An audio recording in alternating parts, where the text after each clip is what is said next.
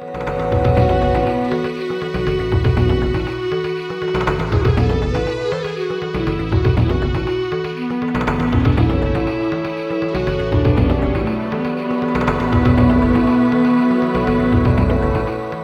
do we play video games?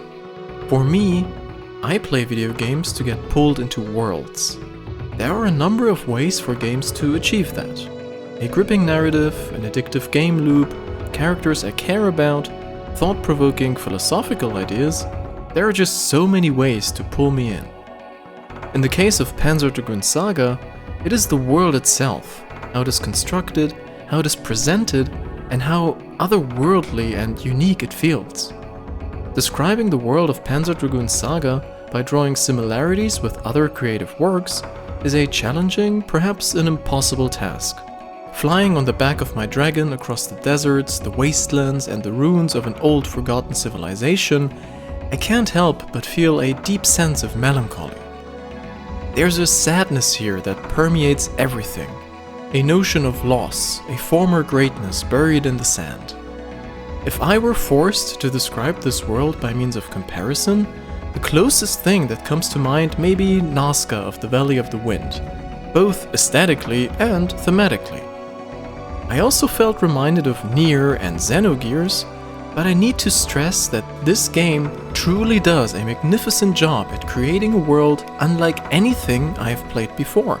The way it amalgamates organic material and futuristic technology to create buildings, beings, and outright brutalist architectural structures gives me feelings of awe and admiration, but also of otherness and a sense of unease.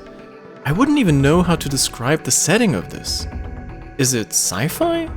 Is it post-apocalyptic? Steampunk, maybe? It's all of those and none of them. Let me say this right here, right now. If anything I just said about this kind of world aroused your interest, if it tingled that specific part of your brain that makes you go, sounds intriguing, I would love to see what this world looks like.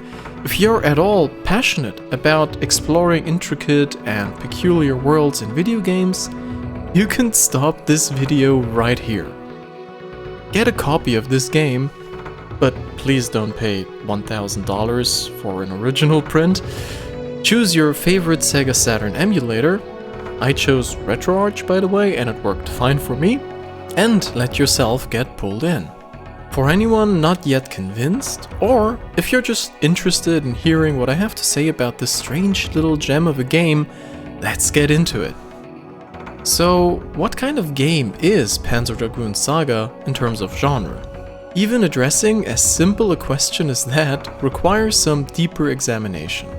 Panzer Dragoon Saga separates its gameplay into two distinct modes. In some sections of the game, you take control of Edge, a mercenary by trade and newly elected dragon rider.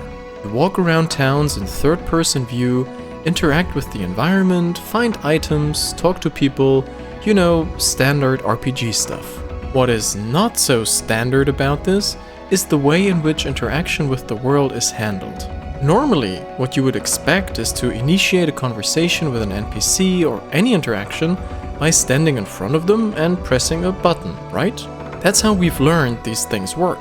Well, not here. By the press of a button, this game displays a cursor on screen that you can move around with your D-pad.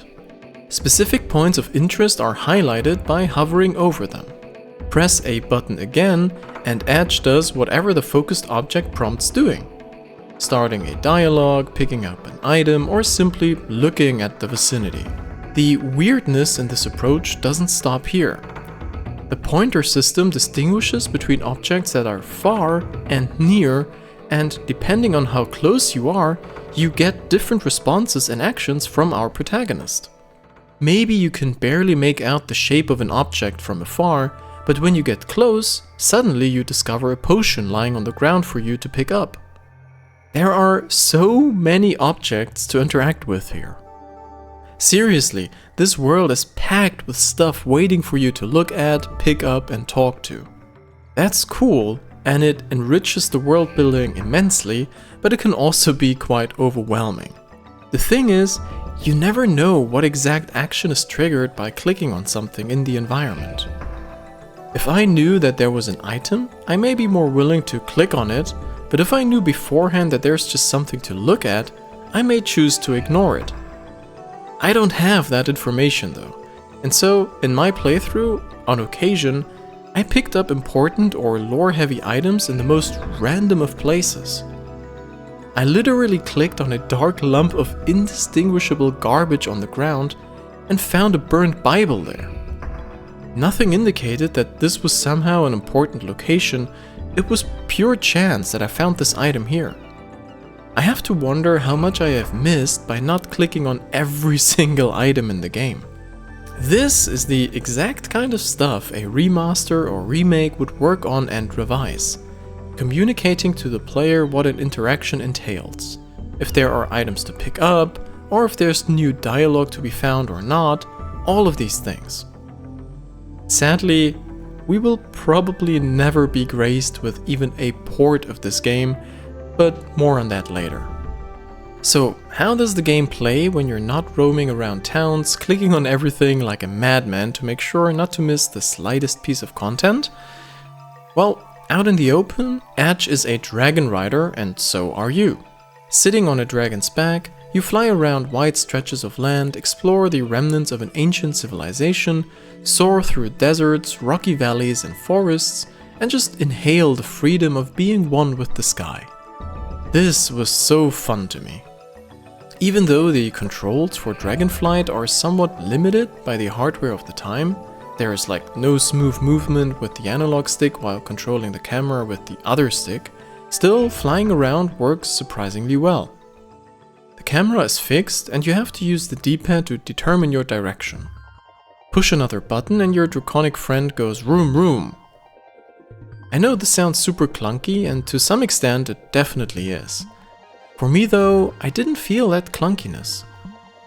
Certainly, there are sections in the game that deal with a fair amount of verticality, and navigating the dragon with a D-pad and a dedicated button for speed, sure, it doesn't feel super polished and flexible, but the game is wholly aware of the limitations of its control scheme. Rarely do you feel like you're thrown into situations you're not equipped to handle.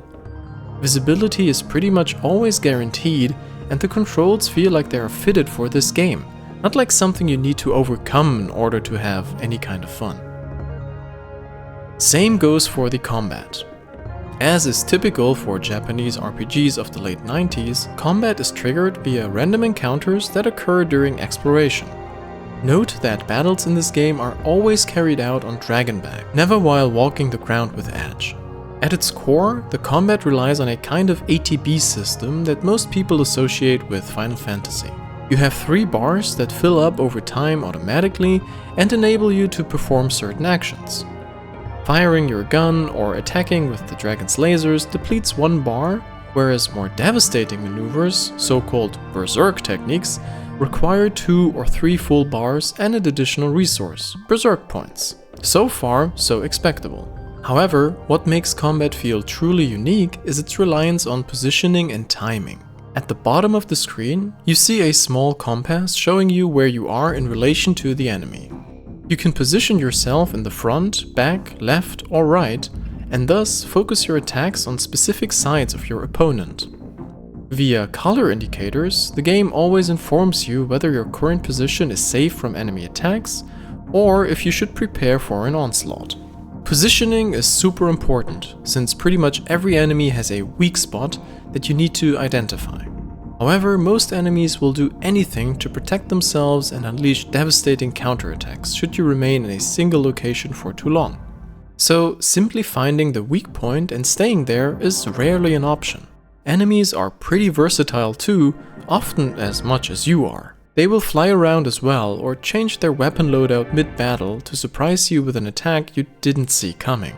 Add to that the importance of timing and always readjusting your strategy, and you have yourself a pretty intricate, challenging and fun combat system. I never felt bored during fights. Enemy variety is pretty high, and the game constantly required me to figure out new ways to deal with new enemies. It's cool, it's fun, and it adds a layer of complexity that is very welcome in the somewhat mechanically stale JRPG genre, especially at the time of the game's original release. Unfortunately, even though combat manages to keep its momentum for the entirety of the game, the random encounter rate is still a bit too high for my tastes. And it's awkwardly paced too. Sometimes I would fly around for ages without a single fight, whereas other times not even 2 seconds had passed before another fight would start. This is especially frustrating considering the fact that Panzer Dragoon Saga features a small but noticeable number of levels that heavily rely on backtracking. Going back and forth between the same segments of a level over and over again, fighting the same enemies over and over again, can become exhausting, even with a creative combat system such as this one. Thankfully, the same cannot be said about the boss battles. Each of them is pure bliss, mechanically complex, innovative in how they make you utilize the game's systems to overcome even the most seemingly unfair situations, and on top of that, pretty spectacular in terms of presentation. I'm sure that just by saying the words Nerai, some fans hearing this will erupt in exultation. Most boss battles are conceived as epic multi-phase clashes that feel like taking on a Goliath, while you're sitting on a tiny mosquito in comparison. But that mosquito stings, and bit by bit you fell even the mightiest giants in your way.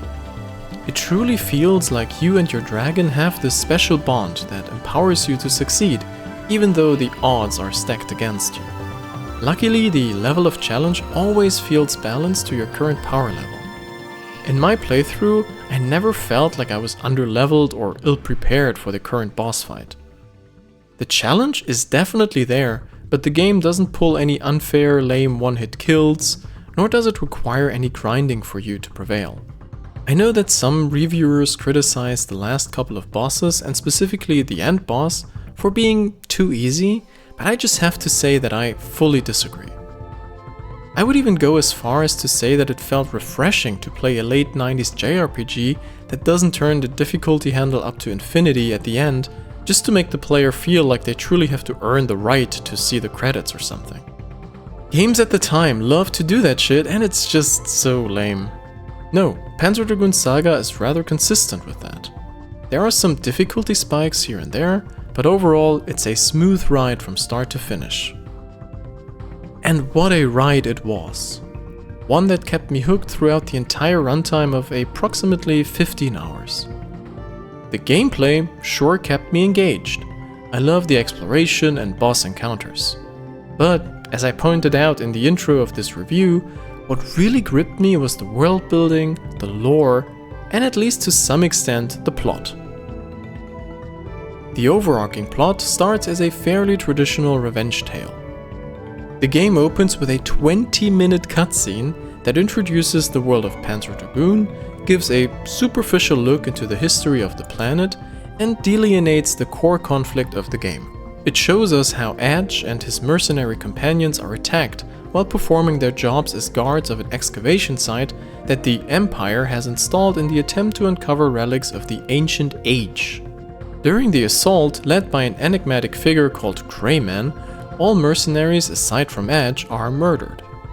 On top of that, mysterious creatures that lurk in the depths have awakened and start attacking everything and everyone in their sight. The game's second protagonist, Azel, who slept within the darkness for quite some time herself, is awakened as well and taken in by Greyman. At the end of the sequence, we are left alone and broken, our comrades killed and the mysterious woman vanished.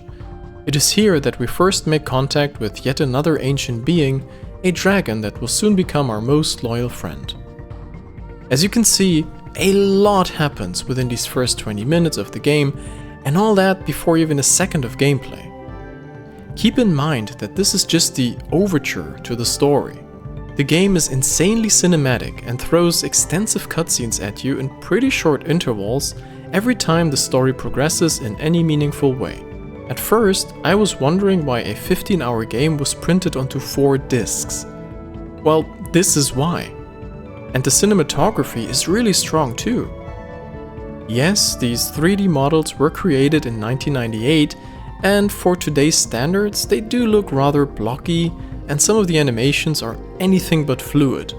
Still, the way the game uses camera movement, shot composition, lighting, music, dialogue, and everything in those cutscenes is truly amazing. As you progress the story, things get a little more dicey than they seem at the onset. You get introduced to various factions of the world, their motivations and ambitions for the future. You learn about Kramen's true motives, your role in all of this, and what fate awaits Azel at the end of her journey. You read about the people that came before you, about the ancients, the dragons, the monsters that roam the earth. It's all really well composed and makes the world feel palpable, like a place with a rich history that actually exists somewhere out there. Now, when I say that you learn about all of these things, I really do mean that you have to do your own research to get a full grasp on what this world is. Don't worry, you don't need to read any wiki to understand what's going on, but to fully appreciate the rich lore and world building this game has to offer, there are plenty of in-game documents for you to read. You find books, diaries, reports, letters, and they really do a great job at filling this world with life. It's crazy how much these documents add to the overall narrative. For instance, there's a diary at the start of the game that completely recontextualizes the relationship between Edge and the captain of his mercenary band. From the cutscene, you gather that these two were close, but reading the diary of the dead captain makes it painfully clear that they had a sort of father-son relationship, and that Edge is an orphan. This is just one example of how effectively the game uses pieces of writing to give players additional insights to the world they are in. Having finished the game now, and after digging up pretty much all there is to learn about the world of Panzer Dragoon Saga, I conclude that the story is more like a hook on a line that pulls you through the game experience. It definitely has an alluring premise. It deals with existentialist themes like what it means to become human, and reveals some heavy-hitting twists towards the end that I still ponder on and probably will for quite some time. The star of the show, however, is the world itself, not the plot. If you expect some drawn-out personal drama or character study, you're probably better off playing something else. This really is for the people who yearn to be immersed in strange and unique places abundant with atmosphere and lore. Now, the aesthetics of a game play a huge role when it comes to atmosphere and immersion, and Panzer Dragoon Saga hits the nail on the head in this department. This is a 32-bit game with 3D graphics from 1998 for the Sega Saturn. You can probably guess what to expect in terms of graphical fidelity. Yes, all the good stuff is here. Wobbly textures, blocky low-poly character models, stiff animations, and a draw distance that is outrageously short. Okay, in all seriousness, the last point really is somewhat annoying, especially when you're flying above an otherwise beautiful landscape, only to be greeted with pop-ins every 5 seconds that really disturb the overall vibe of freedom and vastness. That aside though, the game is a gorgeous little diamond in the rough visually. Games of that era really had to work with what little capabilities the hardware of the time had. Panzer Dragoon Saga uses everything it has to convey a specific atmosphere in each level. Let me give you an example of how effectively this game utilizes its day and night cycle system to change the entire mood of a level. The day-night cycle in itself is really cool. Whenever you're at camp or in a settlement, you can walk to the edge of town and choose to wait until morning or wait until night, depending on the time of day. Day and night really have a strong impact on the environment. People have routines, and while a city guard will be posted at the gates during daytime, he might grab a drink in the local bar at night. And the places look so different too. Standing by the fire at night with my dragon next to me really did make me feel like the day had come to an end. Like it was time to reflect on the achievements made and the tasks ahead. The system isn't even binary. There are multiple stages of day and nighttime. Going around town from one building to another, you sometimes notice that the environment has changed somewhat. It's still daytime, but the sky has taken an orange tint. I know this is just a minor point and probably not even worth mentioning to most people, but this attention to detail is what I cherish in these old games. Someone thought up the system and considered it vital to creating a sense of time progression, and it works really well. There's a main story level that starts during the day. It has a vibrant, clear and sunny feel to it, blue waters and an open sky. As you progress the level, you have to fly through an underground tunnel made of glass multiple times.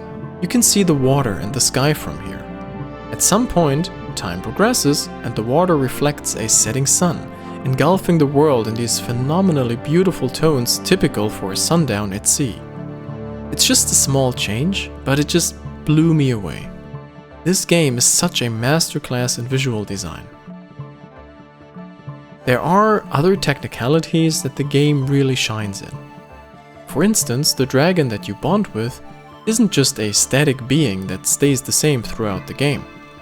You can choose between 4 characteristics for your dragon to focus on: attack, defense, agility, and spiritual. Each specialization comes with its own abilities you can learn by leveling up your dragon. The cool thing is, these 4 aspects aren't fixed classes, but you can gradually morph between all of them and thus create your very own build. This is reflected visually as well.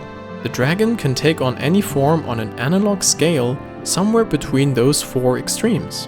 This would have blown my mind back in the day. It is such a cool system. On top of that, your dragon evolves in the course of the story too, going from a fairly standard little wormling at the beginning to a massive world-ending unit of a dragon god by the end of the game.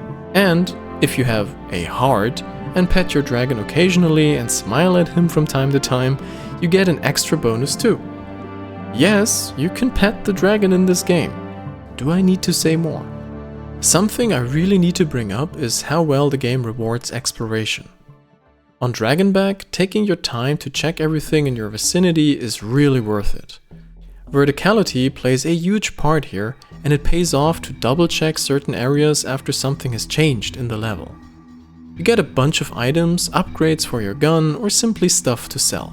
In towns, exploration is rewarded in other ways. Here, talking to people can sometimes trigger little quest lines that reward you with additional pieces of lore, money, or again, useful items. A little piece of criticism here: there's a ton of missable content. You have no indication whether or not an NPC has something interesting to say. You don't know if a new quest appeared in the caravan where you've been before. Again, this is something a remaster could tackle. Still, I feel like the game rewards the patient and attentive player, and I like that approach quite a bit. Speaking of criticism, there are 2 more points that somewhat soured the experience for me. The first thing is that often there's just a lack of direction.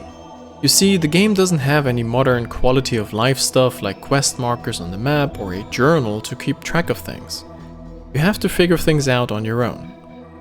For the most part, this is hardly a problem. If a new location appears on the overworld map, well, guess where you have to go. Sometimes it's not so simple though.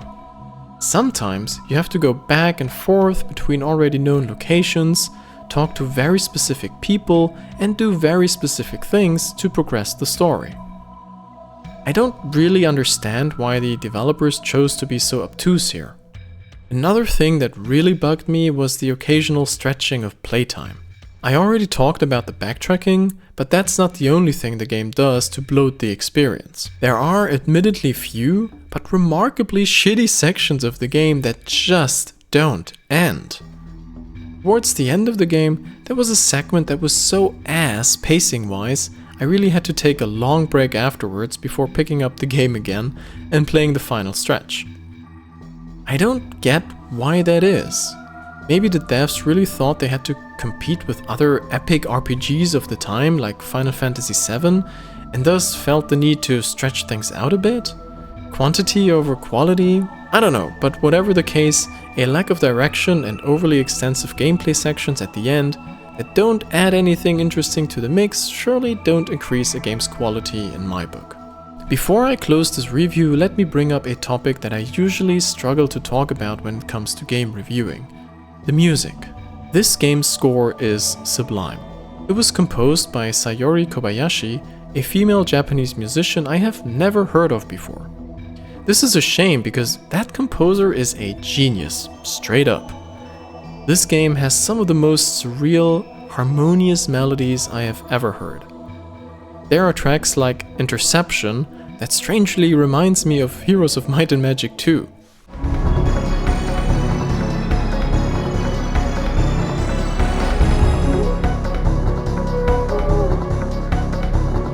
There's some music that has a strong Hitoshi Sakimoto vibe. Just listen to Imperial Air Force and tell me that this song couldn't be a battle theme taken straight out of Vagrant Story.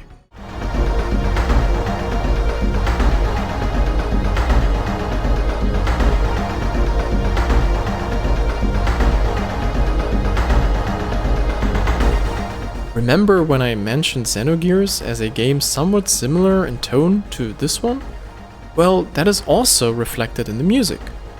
A track like Source of the Protective Flame sounds strangely familiar if you ask me.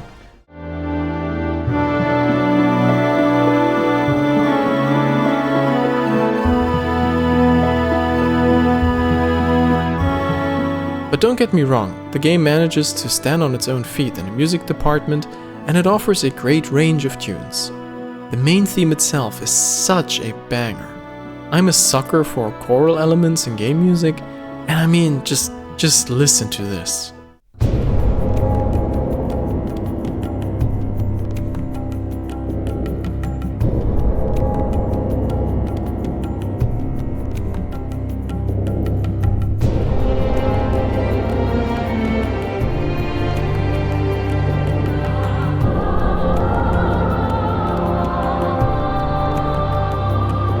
I'm not going to cover the entire soundtrack here, don't worry.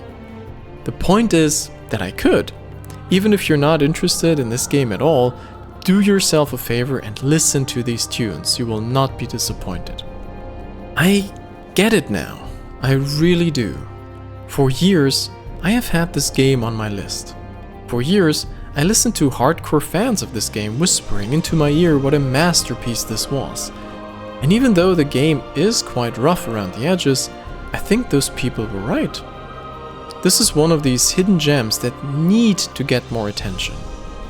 Even to this day, I feel like people don't talk about this game nearly enough.